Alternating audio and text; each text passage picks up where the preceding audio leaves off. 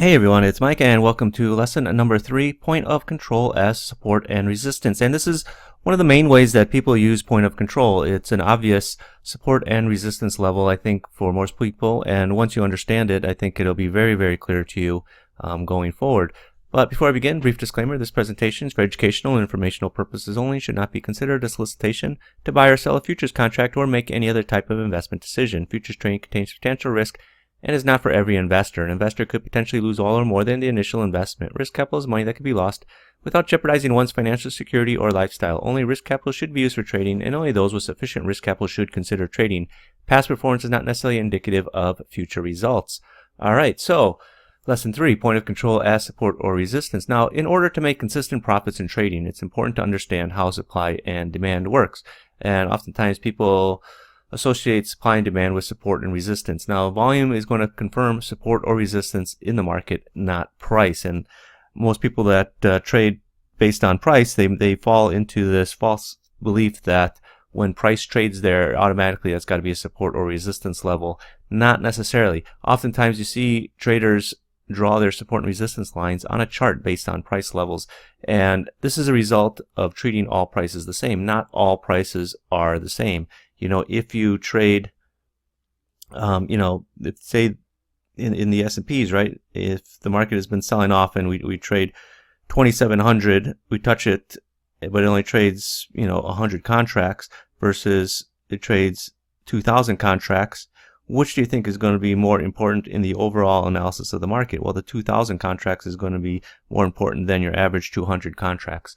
Now, point of control gives you natural real-time market-generated support and resistance level, which is going to be much more sensible than other forms of defining support and resistance. Now, I got this off the internet. I stamped this one fake news, how to find horizontal support and resistance levels on your chart. Well, if price has been going down for some time and it hits a price level and bounces up from there, that's support level.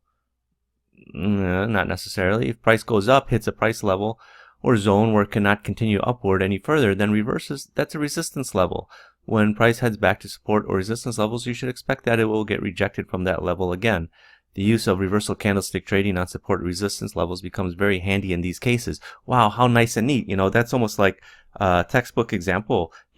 Textbook example for doctors. You cut open the body and you take the heart out. What they don't really tell you is in reality, it's not nice and neat like that.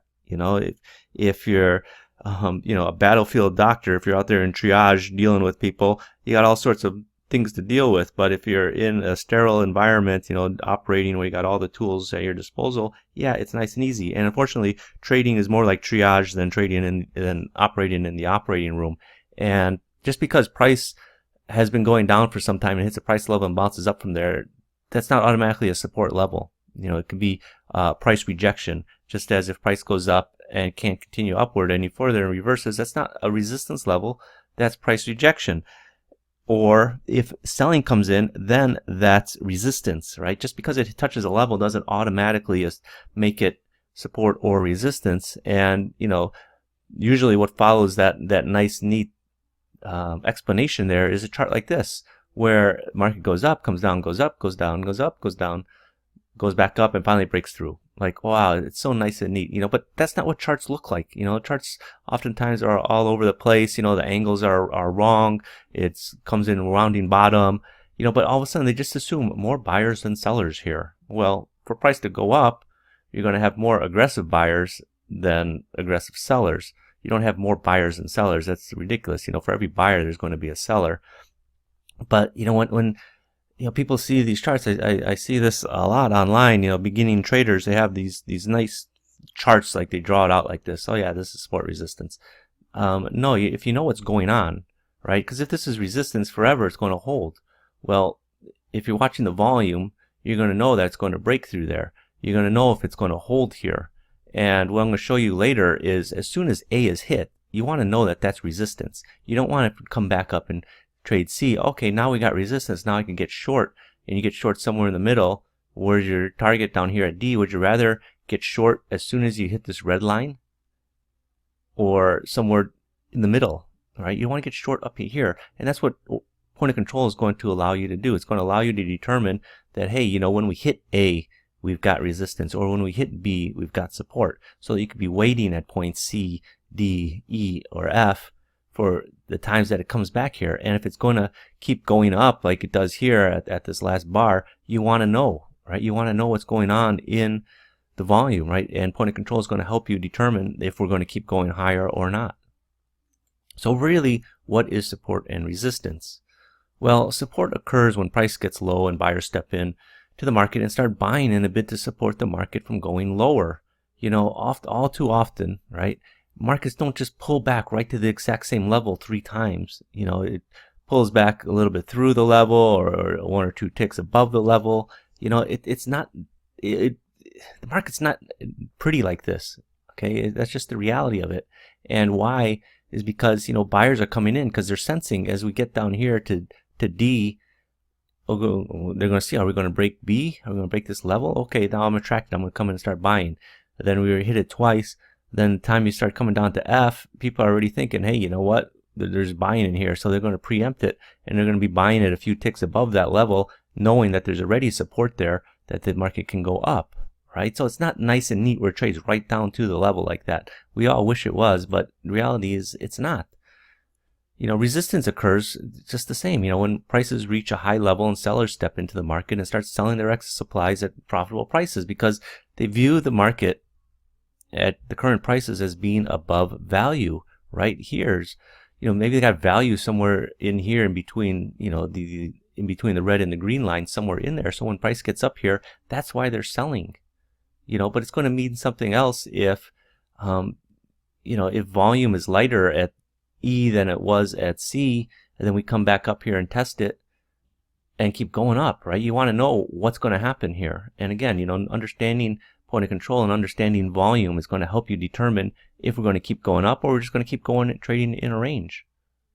You know, if you're coming up in here and you're seeing actual volume in the bar getting stronger than it was earlier, you know that this move has got something to it.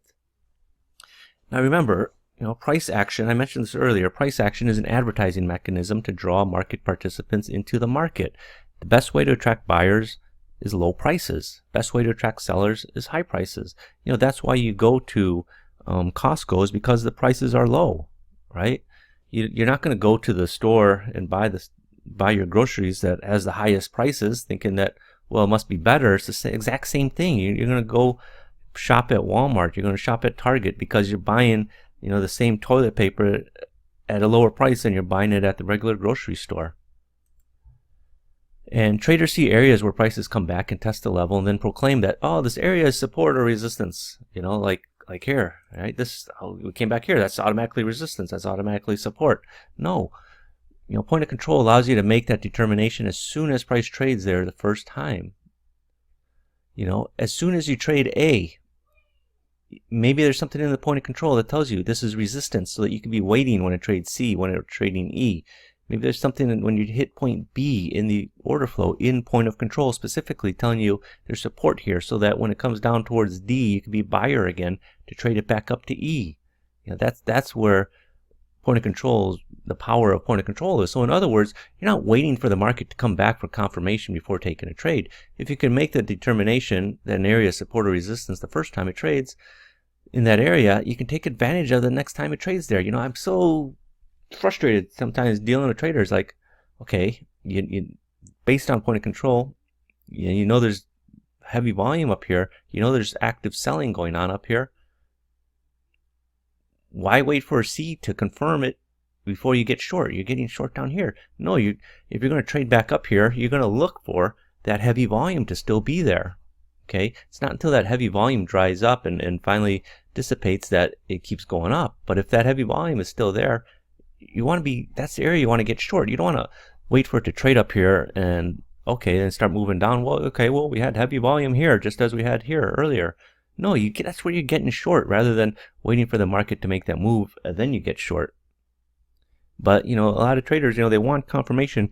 A lot of new traders don't want to be wrong. They don't want to think that, oh my gosh, I don't want to lose money in the market. Well, not every trade is going to be a winner. I mean, that's just the pure reality of it. And, you know, sometimes you have to anticipate. I'm not saying you have to forecast the saying, oh, you know, when you get up here, it's just simple. Okay, I had strong selling here. Well, I'm going to step here. It's just like walking on ice, right? If you have a frozen lake behind you, where are you going to walk? You're going to walk where the strongest points are, right? And if you know point B is support there, next time you come back down there, you're still looking for that support. Still looking for that support. Right? You're going to step in the same spot where there was strong ice. So what's wrong with this chart? Well, I see you got minor resistance, strong support, minor resistance, minor support, minor support. All too often I see people posting charts like this. Okay, well, why is this minor support here? What about this support down here? How come you guys don't have that listed? What about this here, the one that failed here? Up here. Why don't you have anything here? They like to just draw it where it suits their narrative. Where it just comes in here. Well, this has got to be strong support because it hit this price level twice. Why is this one strong support and this is just minor resistance? Why? Because it's not exactly at the same level? I don't know. They don't really get into it. Major resistance because it tested it many times. 1, 2, 3, 4. Well, here it's poking up through. What's the difference here? Well, it tested it 3 times and another 4th time, so it must be strong. Here it only tested it twice. It got it as strong. Here it tested, I don't know why they just drew this line here. I don't know why they didn't draw a line here and call this some support level or this some resistance level. This right here is the exact same thing as you had here. Maybe they don't want to show too many times where it failed. And all too often, that's what people do is they just say, well, price traded here, so I got resistance. Support here because price traded here, then went higher. Without any logic behind it. Now, to understand how point of control is going to act as support or resistance, you have to understand the different types of traders in the market. Again, this is an order flow thing. You have aggressive buyers, the traders who buy the offer, they buy at the market. Aggressive sellers, traders who sell the bid, they sell at the market. And who do aggressive traders trade against? They trade against the passive traders. Passive buyers are traders who work a limit order on or below the current bid, or passive sellers work limit orders on or above the current offer. And passive buyers, passive sellers are the ones that provide support or resistance. Right? It's the passive buyer that's sitting there on the bid that aggressive seller sells into. Right? The passive seller is there on the offer that the aggressive buyer buys from. Okay? And when price hits a high level, that's when the passive sellers are attracted to the market. It's not attracting necessarily the aggressive sellers. It does, but what's oftentimes stopping the move is the big passive sellers on the upside, the big passive buyers on the downside. That's your support and resistance. The passive buyers is your support. The passive sellers is your resistance. And sitting on the bid and absorbing all the aggressive trading, all the aggressive selling that's going on is until they give up is what's going to cause the market to turn. Because when you don't have the aggressive sellers, right? If you have a big passive bid, aggressive sellers keep selling, and then finally they're like, geez, you can't get past this bid. They give up, and what happens is price, they start covering their shorts, and the market starts rallying, just as the big passive offers that are up there, right? As you see, like for example, S&P has been making new highs all year long. Recently we've sold off, but as you're coming up to new highs, you see a lot of offers up there, right? It's chewing through a lot of passive selling, and it's those offers that people are just happy to sit there, right? And as the buyers keep buying, eventually, sometimes they just run out of bullets, right? They got no more. They're like, okay, I can't buy anymore. I'm full up, and all of a sudden, the market starts ticking down. Then all these people that were late to the party, the late buyers, say, oh my gosh, the market's starting to tick down. The weak longs, they start getting out. They start selling their position, and the market starts. They turn from aggressive buyers to aggressive sellers, and the market starts selling off. And perfect example, right? This is E-minis. This is a 5-minute chart. Look at the point of control down here. I scrunched the numbers because it's a little hard to see because it's quite a lot of space here. But point of control is down here. It's telling you that the most volume in the bar at a price level is down here, just off this low. Okay, and you can sort of see how it's it's almost like a down arrow here. Actually, this is kind of straight, and then you got heavy volume both sides, and it sort of decreases as you get down to the bottom. But this is important information down here. It's telling me that as we hit this low of the day, you got heavy volume, right? You got 4 digits, 1,000, 1,000, 1,600, whatever over here. Normally you're getting, a couple hundred on each side, but it's coming down here. There's strong passive buyers. What happened is the market poked down here. Okay. Traders were alerted to this. Market spiked back up, but they're like, hey, you know what? That's a great buying opportunity. So the second time it came down here, they're there waiting with their bids to absorb it all, and this market is 60, we'll call it 67 3/4 at 68. The aggressive selling is there, and it's met with aggressive buying as well as strong passive buying.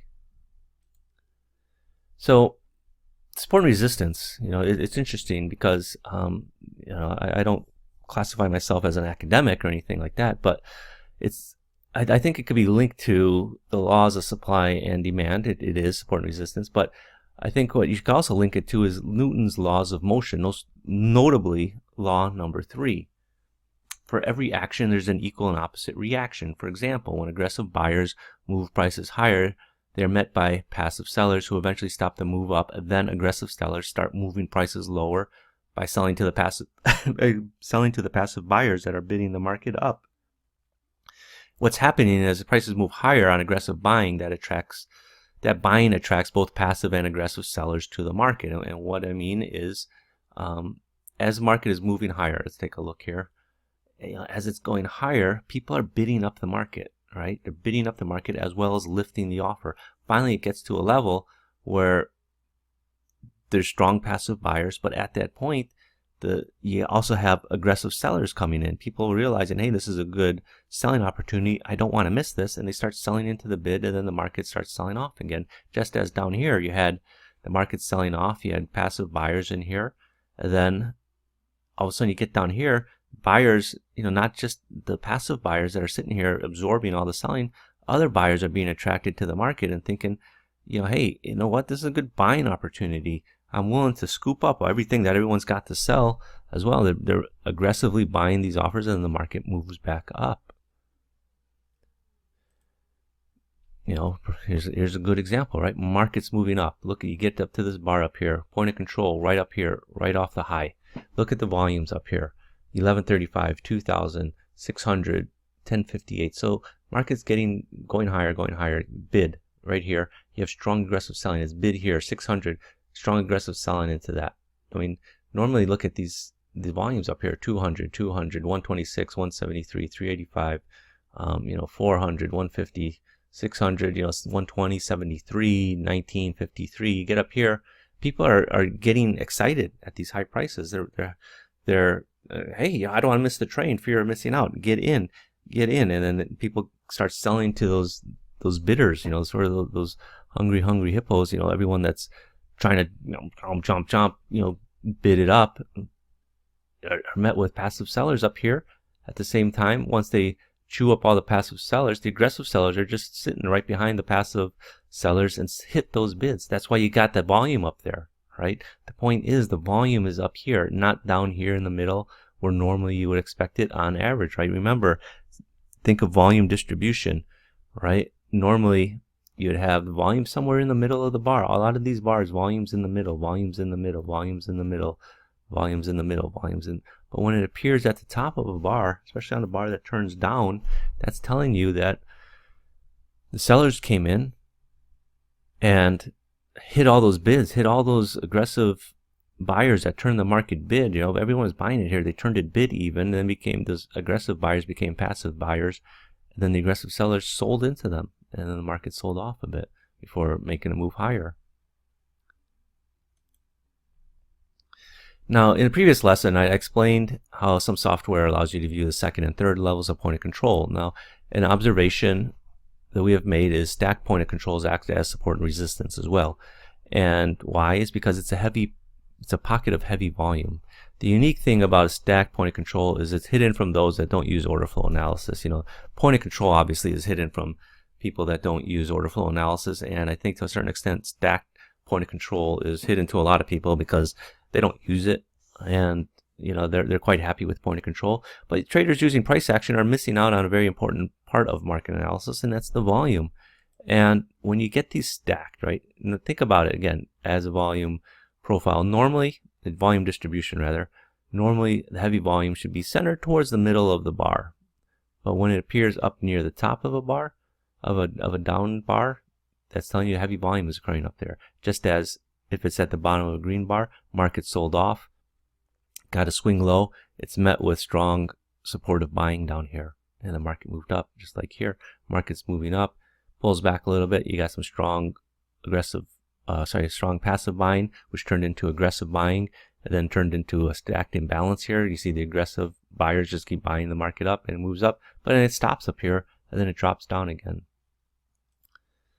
You know, just like here is a more clear example. I mean, look at this, almost at each turning point here, right at the bottom, here, right at the top, here, just right near the top. These are in the middle. This is where you would normally expect it.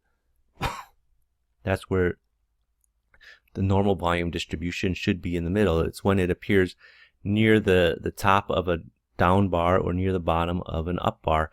That's when it's telling you, hey, there's supportive buying or there's resistance selling up in here. To act on it. Not every bar is going to tell you something unique, special about the order flow. It's those bars that do tell you, that give you the opportunity to make some good trades.